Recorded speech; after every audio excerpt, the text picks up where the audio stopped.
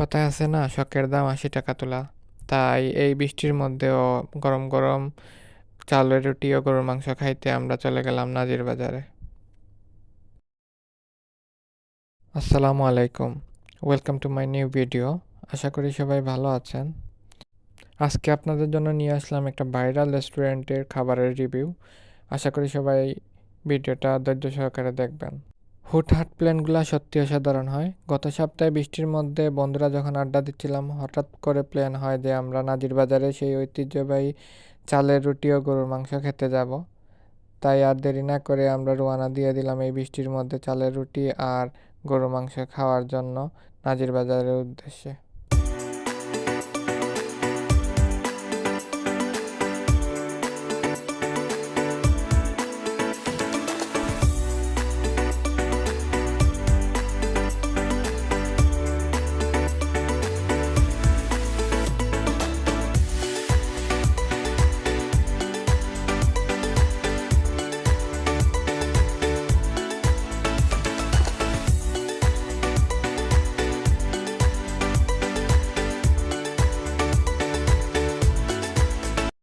বাইরে প্রচণ্ড বৃষ্টি ছিল, এর মধ্যে চারিদিকে অন্ধকার, কোথাও কারেন্ট আছে আবার কোথাও কারেন্ট নাই।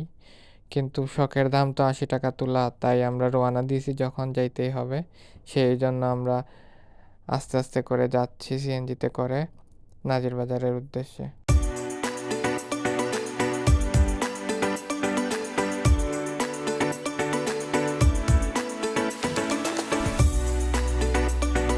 প্রায় ৪৫ মিনিট পরে আমরা আমাদের কাঙ্ক্ষিত সেই নাজির বাজারের গ্রাম বাংলা রেস্টুরেন্টে গিয়ে পৌঁছাই।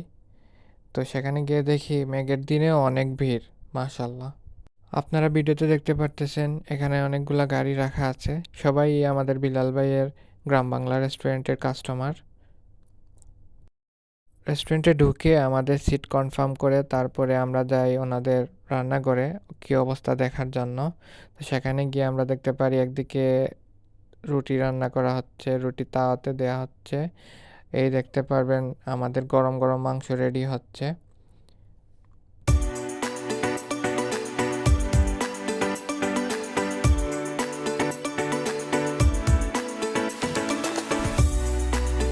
পনেরো ২০ মিনিট গল্প করতে করতে চলে যাওয়ার পরে হঠাৎ দেখি আমাদের খাবার চলে আসছে আমাদের টেবিলে।